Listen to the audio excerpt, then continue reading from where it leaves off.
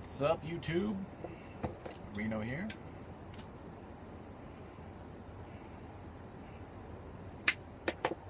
This episode of Reno the Piper is brought to you by Hanson's Natural Soda, made with real cane sugar. It's also brought to you by the letter L and the number 5.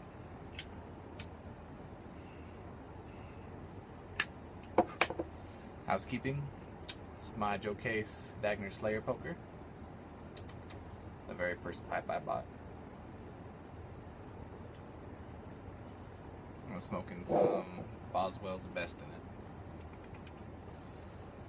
it. Running low on the old Boswell's Best. I have to order more soon. So, this video, I think I'm mainly going to be talking about one thing, which is Battlestar Galactica, the newer series. I think it came out in 2004.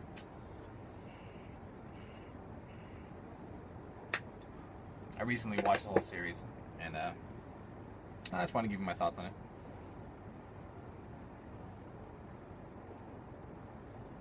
I watched it basically because I heard a lot of different people just talk about it constantly, about how awesome it is, and how if you like sci-fi, you need to watch it, and yada yada yada. So, you know, that's what I did. And overall, I really liked it. It's not, I wouldn't say it's one of my favorite shows of all time. It could be top 10. Definitely not top 5, but it was good. The only gripe I really have with the series is some of the characters I just really didn't like. I don't know if it was the actors playing them or just how they were written or what. But some of them I just didn't really care, like, you know, what happened to them. Like, if they died, I would have been like, oh, they died. That sucks.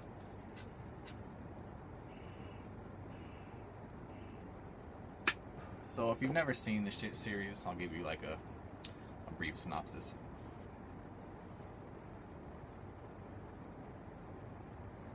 So it takes place on a planet called, well, it starts out on a planet called Caprica. And basically the human race had created robots and then subsequently created AI. So, you know, the robots became self-aware. And I think, they don't really say for how long, but I think for a while they lived in like relative peace. But at some point, the robots kind of rebelled and went to war with the humans. So the first war took place, I think about like 40 years or so, maybe 30 years before the series starts. And at some point, they called a truce. And so they had this kind of like truce for a while. And the robots, they kind of picked up and went to a different planet and inhabited that for a long time. I think the series kind of picks up like 20 years after the truce, maybe 30.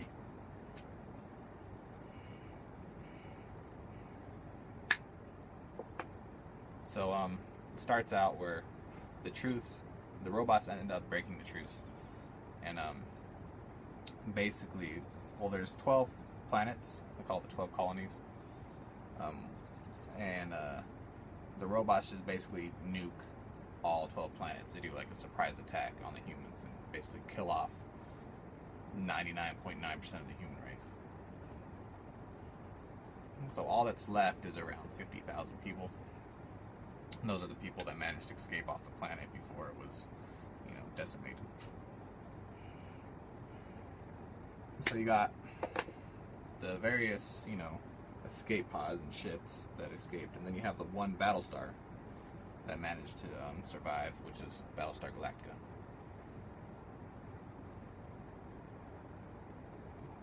So, first season, for the first couple episodes, the captain of the Battlestar Galactica, or Commander Odama, he was, you know, thinking, oh, okay, we need to fight back, you know, we need to basically avenge our, you know, the human race, because they were nearly wiped out. And so at some point, Commander Odama and then the new president, Laura Roslin, the new president convinces him that, look, it's a lost cause. Like, we have one Battlestar. That's it. like, we're not going to be able to take out the entire Cylon fleet, which the Cylons are the robots. Our best hope right now is just to escape, leave, and try to colonize a new planet so the human race can survive. Because she thinks, and rightfully so, she thinks that if they try to engage the Cylons, the entire human race will be wiped out, and that'll be it. They don't really have any hope of beating them with such a small force. And so eventually, Commander Dama agrees, and they kind of take off. And there's a legend about a planet called Earth. See, there's 12 colonies, but there was a 13th colony that kind of went off and did its own thing. And supposedly they went and occupied a planet called Earth. And nobody ever heard from them again. So nobody really knows where the planet is. But Adama says that he knows, that the top ranking officers in the military have always known where it is. It's kind of like a last hope. If they needed to, they could go there and, basically it's an escape.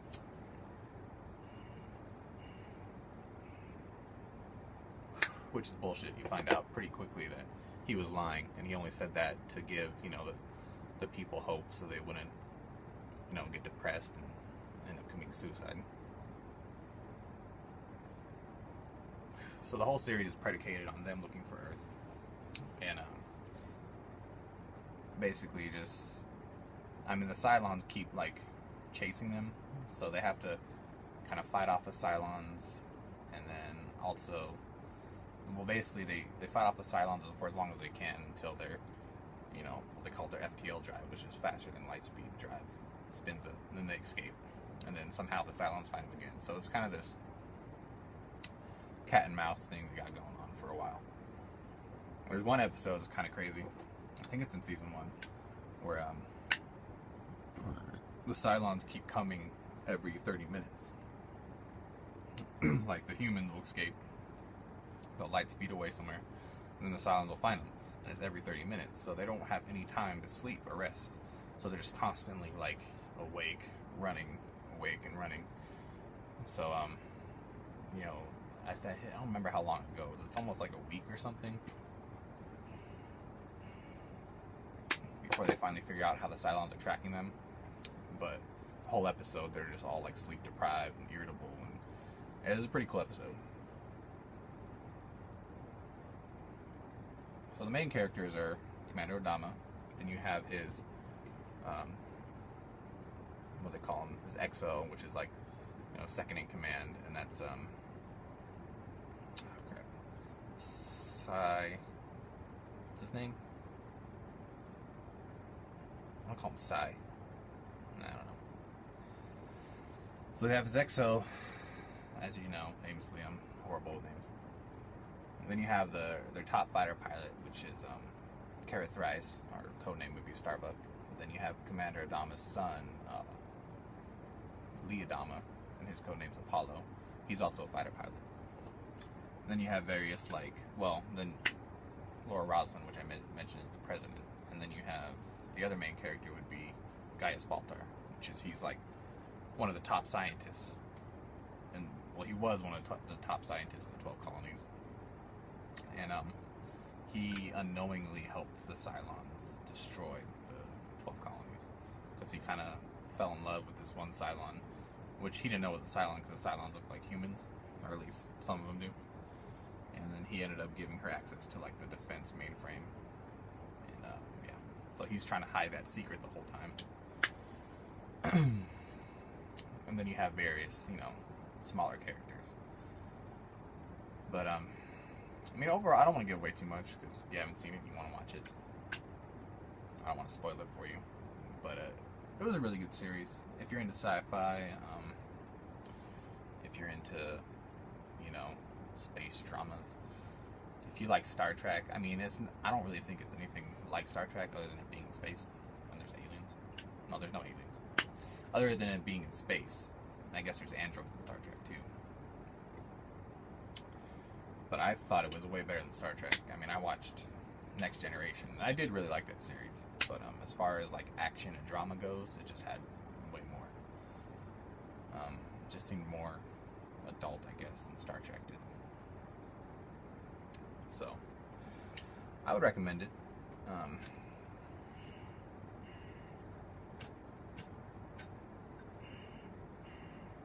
gave it 4 stars on Netflix, so definitely not a top 5 show, but possibly top 10.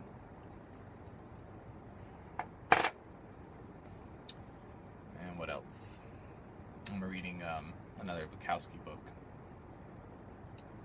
More Notes of a Dirty Old Man. I read the first one. They're kind of like basically, well, he wrote a column in a paper, I forget which paper it was, called Notes of a Dirty Old Man. So the 2 books are just collections of the articles he wrote. A lot of them are just short stories. And some of them are like, political commentary.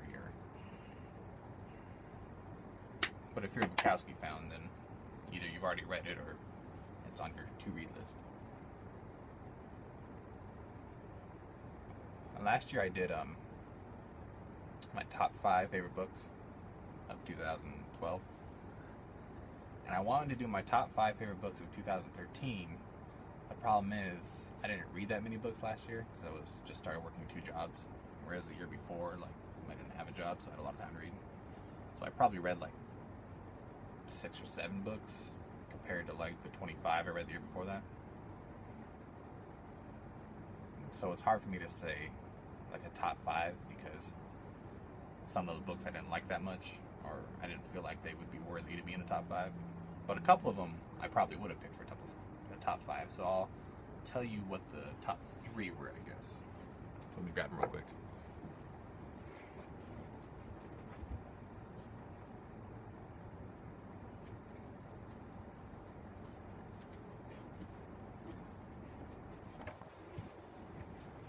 All right. So I'm going to say my number 3 book for 2013 would be this book right here. It's called John Dies at the End by David Wong.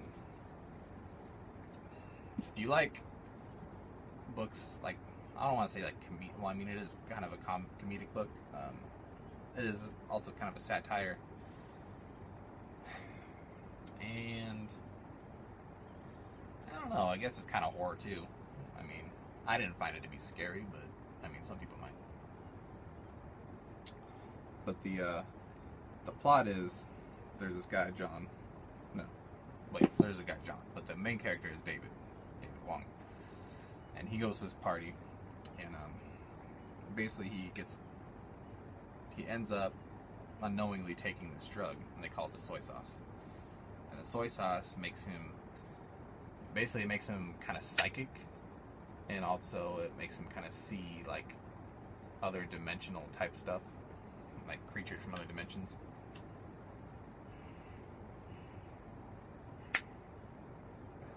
And so it's been a while since I read it, so I'm trying to remember the plot. These creatures from this other dimension are trying to come and essentially take over Earth. So basically, since he took this drug, he kind of can see them, and so he kind of knows their plot, or he discovers their plot eventually, him and his friend John. Because his friend John took the drug too. And one of the creatures would basically kind of possess people. They don't really possess them, I guess. It's not spiritual. They kind of inhabit their body. And basically, they become the person, so they control the people. One of the main villains in this book is called Shitload, which kind of gives you an idea of the tone of the book. But it was very funny. If you read what is it, Hitchhiker's Guide to the Galaxy, and you like that, I would say definitely read this book because it's along the same lines. It's far more vulgar than that book, but still, I would compare it to that one pretty closely. And the second book, or my number 2 book, I guess, would probably be Stephen King's Under the Dome, which I don't have it to show you because I let my mom borrow it. She never read it. Whatever. She hasn't given it back to me yet. I'm not a huge Stephen King fan. I have read some of his books. I read The Stand, which I really liked. I would definitely recommend The Stand too. I read that a while ago though. and the Dark Tower series, which I still haven't finished. I have books 6 and 7 left, and I guess now there's a new book that he wrote that kind of bridges the gap between, I want to say 3 and 4 or 4 and 5. So I haven't read that one either, so I guess I have 3 books left in this series. And then I read Under the Dome, so I think those are the only ones I've read of him. But I liked all those, so I think it's safe to say that I probably like his other books. But Under the Dome was really good. If you've watched the TV series and didn't like it, I would say don't judge the book by the TV series, because the TV series is completely different than the book. Really, the only similarities is that there's a city trapped under a dome, and the characters have the same names. But even the characters are completely different. Like, they have different motives, different personalities. I tried watching it after I read the book, and I just couldn't. I feel like, not that it was bad, but I was so used to the characters in the book that when I finally saw the characters on the show and how different they were, I didn't like it. I mean, you get accustomed to a certain way people act in books or whatever, and you kind of picture them in your head, and then when something's completely different, it just kind of turns you off. Like, I didn't want the show to spoil the book for me, because I really liked the book, so I just decided not to watch it. But I definitely recommend it. Don't be intimidated by the size, because it's thick. I read it in 2 weeks. I mean, I was really into it, so I was reading it a lot, but still, it's not that bad. And my number 1 book for 2013 is going to be This Book is Full of Spiders by David Wong, also, which is the sequel to John Dies at the End. Both books are really good.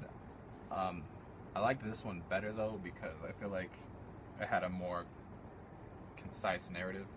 I feel like John Dies at the End jumps around a lot between what's going on, different situations. Like, he'll be talking about something for a chapter or 2, and then it'll kind of jump to the future and kind of jump to the past, which isn't bad. I just felt like it was too sporadic, where I felt like this one was more had a more linear plot, I guess, which is just easier to follow, and I feel it was better written too.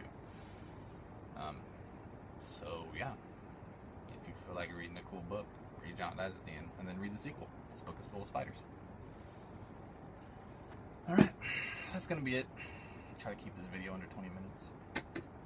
Yeah, I hope you guys are all doing well, and we'll come talk to you again soon.